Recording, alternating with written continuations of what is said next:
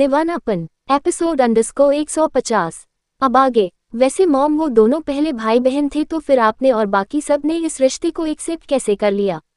ये सुनकर दूसरे ही पल भावना ने कहा, बेटा पहले तो हमें भी एक्सेप्ट करने में बहुत वक्त लग गया था क्योंकि हमने हमेशा से जन्नत को एक बेटी की नज़र से देखा था और हमने जन्नत को रिधान की बहन के तौर पर ही समझा था। लेकिन जब मैंने देखा कि रिधान जन्नत को अपनी बहन एक्सेप्ट नहीं कर रहा है और फिर जब मुझे ये सच्चाई पता चली कि जन्नत असलियत में हमारी बेटी है ही नहीं बल्कि हमारी बेटी असलियत में कोई और है, तब जाकर हमने ये सब कुछ एक्सेप्ट किया।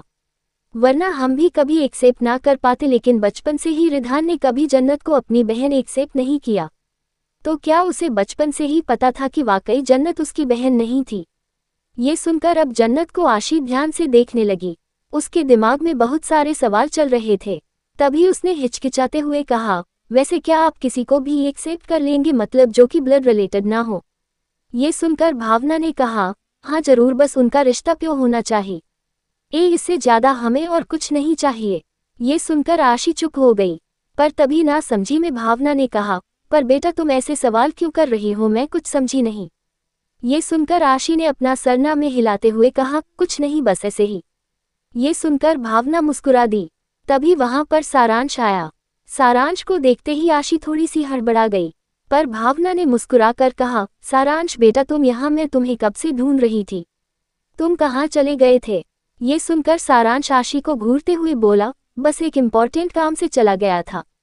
ये सुनकर भावना ने कहा, तो तुम्हारा वो काम हुआ या नहीं? ये सुनकर अपना सर ना में हिलाते हुए सारांश ने कहा, नहीं, अभी के लिए तो मुझे समझ नहीं आ रहा कि मैं उस काम को कैसे करूं, क्योंकि वो काम काफी ज्यादा क्रिटिकल है। मुझे नहीं लगता कि इतनी आसानी से वो काम हो पाएगा। ये सुनकर भावना मुस्कुरा कर बोली, बेटा अगर तुम लगातार कोशिश करोगे तो मुझे यकीन है वो काम जरूर होगा, क्योंकि तुम जब कोई भी काम अपने सिर पर लेते हो तो उसे जरूर पूरा करके रहते हो। ये सुनकर मुस्कुराते हुए सारांश ने कहा, आपने ये बात तो बिल्कुल ठीक कही। मैं कोई भी काम अगर अपने सर पर लेता हूं तो उसे जरूर करके रहता हूं और बहुत जल्द मैं वो काम भी करूंगा। ये सब कहते हुए उसकी नज़र सिर्फ और सिर्फ आशी के ऊपर ही थी। आशी अच्छे से समझ रही थी कि सारांश किस काम के बारे में बात कर रहा था, जिस वजह से वो तुरंत बार काउंटर के पास जाते हुए बोली, मॉम मैं ड्रिंक करने जा रही हूँ। भावना ने स्माइल के साथ सिर हिलाया आया, पर तभी सारांश ने कहा, सी तुम्हारा ड्रिंक करना ठीक नहीं है, अभी ड्रिंक करने की तुम्हारी कोई उम्र नहीं है। सारांश की ये बात सुनते ही भावना उसे देखने लगी, तो वही आशी अपने हाथों की मुठियां बनाकर बोली, क्या मैंने आपसे कोई सजेशन मांगा है? ये सुनकर सारांश मुस्कुराया और बोला, आई केंद्र तुमने मुझसे कोई सजेशन नहीं मांगा, लेकिन फिर भी मैं दे रहा हूँ क्योंकि तुम अभी सिर्फ 19 साल की हो। 19 साल की उम्र में ऐसा ड्रिंक करना मुझे नहीं लगता कि कहीं से भी सही है। ये सुनकर उससे पहले ही भावना ने कहा, मुझे लगता है सारांश बिल्कुल ठीक कह रहा है बेटा, तुम्हें ड्रिंक नहीं करना चाहिए। देखो ना जन्नती ड्रिंक नहीं करती क्योंकि वो भी तुम्हारी उम्र की है और रिधान उसे बिल्कुल भी ड्रिंक नहीं करने देता। सारांश बड़े भाई होने के नाते तुम्हारा अच्छा ख्याल रख रहा है। बड़े भाई शब्द सुनते ही अब आशी का चेहरा गुस्से से लाल हो गया। पता नहीं क्यों पर उसे सारांश को अपने बड़े भाई के तौर पर एक्सेप्ट करने में हद से ज्यादा प्रॉब्लम हो रही थी। वो दांत पीसते हुए बोली, मुझे लगता है कि मैं इन्हें अपने भाई के तौर पर एक्सेप्ट नहीं कर पाऊंगी। ये सुनते ही सारांश के चेहरे पर एक तिरछी स्माइल आ गई, तो वही भावना ने तुरंत घबराते हुए कहा, क्यों बेटा, क्या कोई प्रॉब्लम है? आशी दांत पीसते हुए बोली, ऑफ कोर्स मॉम प्रॉब्लम है।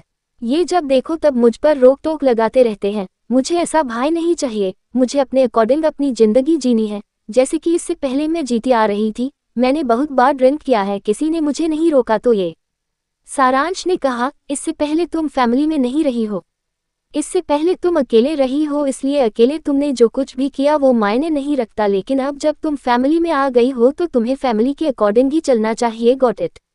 ये सुनकर आशी गुस्से से दांत पीसते हुए बोली, लिसन तुम बहुत ज्यादा। पर तभी भावना दोनों के बीच जाते हुए बोली, बस करो, तुम दोनों एक दूसरे से ऐसी बहस क्यों कर रहे हो? और मुझे लगता है कि सारांश बिल्कुल ठीक कह रहा है। बेटा तुम इससे पहले हमारी फैमिली में नहीं थी तो तुमने जो कुछ भी किया वो मायने नहीं रखता, पर अब अगर तुम कुछ भी करोगी तो मायने रखेगा, क्योंकि तुम अब सूर्यवंशी खानदान से जुड़ चुकी हूँ। इसलिए प्लीज तुम जाकर कोई सॉफ्ट ड्रिंक कर लो। ये सुनकर आशी गुस्से से पैर पटकते हुए बोली, ओके फाइन, जैसा आप कहें। ये कहकर वो सारांश को घूरी तो सारांश उसे देखकर स्माइल कर रहा था। आशी सीधे बार काउंटर के पास चली गई। इधर देखते ही देखते अब पार्टी अपने एंड पर पहुंच चुकी थी। लेकिन जन्नत अब मुंह बनाते हुए बोली, मैं यहाँ बहुत ज्यादा बोर हो गई हूँ और थक भी गई हूँ, मुझे घर जाना है। ये कहकर वो आसपास देखते हुए बोली, पर मेरा जोरू का गुलाम कहाँ चला गया। ये कहते हुए वो रिधान को आसपास देखने लगी, पर तभी उसकी नज़र जैसे रिधान पर गई उसकी आंखें छोटी हो गई। रिधान के साथ मौजूद उस लड़की को देखकर जन्नत ने ना समझी में कहा, ये कौन है जो रिधान से ऐसी बात कर रही है। रिधान तो लड़कियों से बात तक नहीं करते तो वो इस लड़की से बात क्यों कर रहे हैं। ये कहकर वो तुरंत उस तरफ बढ़ गई और वहां पहुंचते ही उसने रिधान की बाहों में बाहें डालते हुए कहा, अभी ये लड़की कौन है। अचानक से वहां पर जन्नत को देखकर उस लड़की के एक्सप्रेशंस बदल गए। तो वही रिधान उसे कमर से पकड़कर बोला, तुम यहाँ कब आई। तभी जन्नत ने धीरे से गुस्से में कहा, जब आप इस लड़की के साथ मुंह में मुंह डालकर बात कर रहे थे। ये सुनते ही रिधान की आंखें छोटी हो गई। उसने उसके गालों को सहलाते हुए कहा, ये लैंग्वेज तुमने कहाँ से सीखी वाइफी। ये सुनते जन्नत ने चिढ़कर कहा, पहले मुझे ये बताइए ये लड़की कौन है जिससे आप इस तरह से बात कर रहे हैं। सामने खड़ी लड़की ये सुनकर स्माइल के साथ बोली, मिस्टर सूर्यवंशी मेरा नाम नताशा है, नताशा कपूर, मैं एक बिजनेस वूमेन हूँ। ये कहकर उसने अपना हाथ आगे बढ़ाया तो जन्नत ने उसके हाथ को फुल इग्नोर करते हुए कहा, वॉट एवर आप जो कोई भी है मुझे फर्क नहीं पड़ता, बस मैं इतना जानती हूँ कि अभी मेरे हबी अवेलेबल नहीं है कि वो आपसे बात कर सके। ये सुनकर नताशा ने अपने हाथों को पीछे खींच लिया तो वही रिधान ने उसे पकड़ते हुए कहा, कुछ साल पहले ये मेरी बिजनेस पार्टनर रह चुकी है, मुझे लगता है तुम्हें इनसे मिलना चाहिए। ये सुनकर जन्नत ने चिढ़कर कहा, कुछ साल पहले थी, अब नहीं है तो अब मैं क्यों मिलूं। रिधान मुझे घर जाना है, मैं बोर हो रही हूँ और काफ़ी ज़्यादा थक भी गई हूँ। पार्टी भी ऑलमोस्ट खत्म हो गई है, आधे से ज़्यादा लोग चले गए हैं, तो फिर मिस नताशा कपूर यहाँ क्या कर रही है, इन्हें भी यहाँ से चले जाना चाहिए। ये कहकर वो जानबूझकर उसके सीने से लग गई और नताशा को देखने लगी।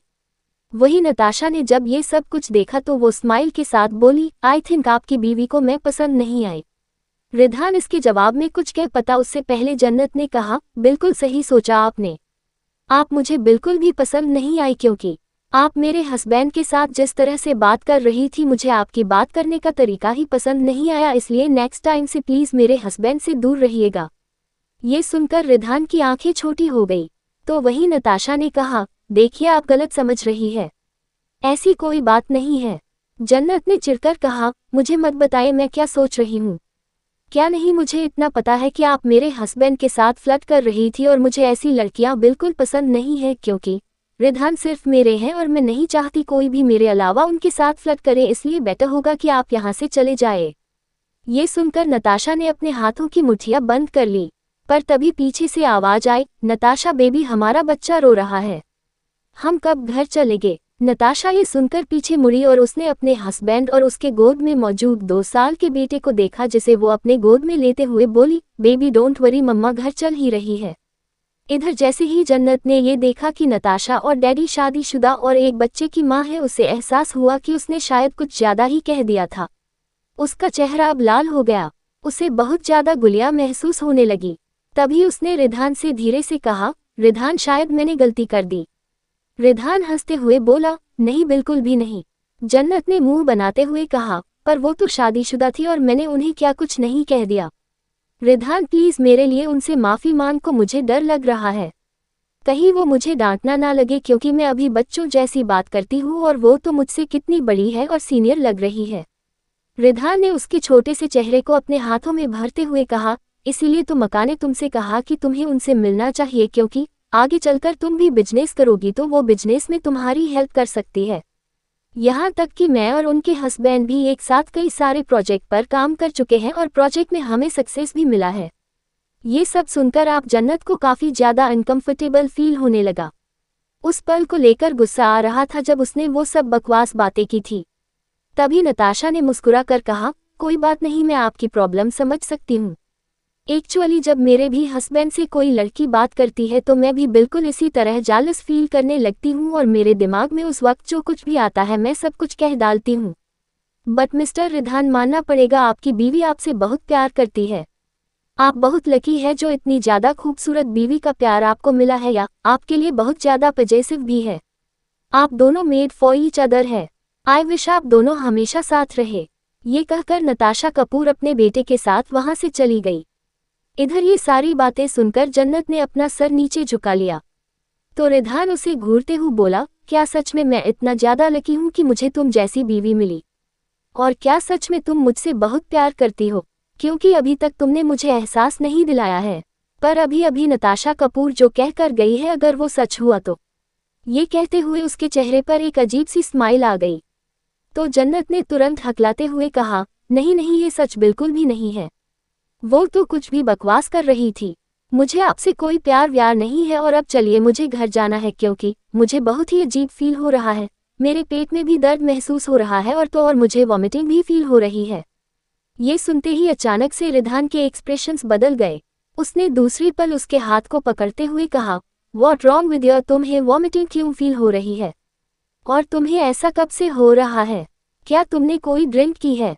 मैंने तुमसे मना किया था ना कि तुम अभी उस लायक नहीं हुई हो कि तुम ड्रिंक कर सको, तो तुम मेरी बात क्यों नहीं समझती? ये सुनकर अपना सरना में हिलाते हुए जन्नत ने कहा, नहीं रिधान, मैंने कोई ड्रिंक नहीं की है। मुझ पर यकीन कीजिए, मैंने तो वही ड्रिंक किया जो आपने मुझे दिया था, लेकिन फिर भी पता नहीं क्यों मुझे वॉमिटिंग फील हो रही है। रिधान ने उसके हाथ को पकड़कर बाहर लेकर जाते हुए कहा, कोई बात नहीं, शायद तुम काफी ज्यादा थक गई हो इसलिए ऐसा हो रहा है, हम घर चलते हैं। ये सुनकर जन्नत ने अपना सिर हिलाया। तभी पीछे से आवाज आई, जन्नत भाभी, मैं भी आपके साथ चलूंगी। आशी की आवाज सुनकर जन्नत रुक गई। तो रिधान ने चिढ़कर कहा, हमारे घर में कई सारी कार्स है तो तुम एक में जा सकती हो, जरूरी है अपने भाई और भाभी के बीच कबाब में हड्डी बनना? आशी को तो जैसे रिधान की बातों से फर्क नहीं पड़ा। वो जन्नत के पास आए और जन्नत के हाथ को पकड़कर बोली, भाभी चलो चलते हैं, और अगर तुम्हें प्रॉब्लम है तो तुम दूसरी कार से चले जाओ, क्योंकि मुझे और भाभी को कोई प्रॉब्लम नहीं है, राइट? जन्नत ने स्माइल के साथ सिर हिला दिया और बोली, थैंक यू सो मच। वैसे भी तुम्हारा भाई मुझे परेशानी कर रहा था, तुम्हारे साथ में एंजॉय करते जाऊंगी। ये सुनकर आशी मुस्कुरा दी और जन्नत उसके साथ चली गई। इधर रिधान, मैंने गलती कर दी, इस लड़की को यहाँ लाकर, ये मेरी बहन नहीं दुश्मन है। तभी पीछे से आवाज आई, वो तुम्हारी बहन ही है, बस तुम्हें ऐसा लगता है कि वो तुम्हारी दुश्मन बन गई है। उस आवाज को सुनते ही रिधान के एक्सप्रेशन बदल गए। वो पीछे मुड़ा और सारांश को घूरते हुए बोला, तुम्हें नहीं लगता कि तुम हमारी फैमिली में फिट होने की नाकाम कोशिश कर रहे हो? सारांश तिरछा मुस्कुराया और बोला, इसमें मुझे कोशिश करने की क्या जरूरत है? मैं ऑलरेडी तुम्हारी फैमिली का मेंबर हूँ। तुम्हें पता है ना कि मैं सारांश सूर्यवंशी हूँ। सूर्यवंशी सरनेम मेरे नाम के पीछे भी है। ये सुनकर रिधान तिरछा मुस्कुराया और बोला, यही तो तुम्हारी प्रॉब्लम है। तुम्हें लगता है कि सरनाम पीछे लग जाने से तुम्हारे अंदर सूर्यवंशी खानदान का खून आ जाएगा। तुम भूलो मत, तुम हमेशा अलग ही रहोगे। तुम हमारे खानदान का खून कभी हासिल नहीं कर सकते। तभी सारांश उसकी तरफ से गुजरते हुए धीरे से बोला, पर अपना खून तुम्हारे खानदान में मिला जरूर सकता हूँ। इसी के साथ वो वहां से चला गया और इधर रिधान ये सुनते ही उसे एक सेकंड के लिए बस गुस्से से देखता रह गया। आगे की स्टोरी के लिए कमेंट कीजिए।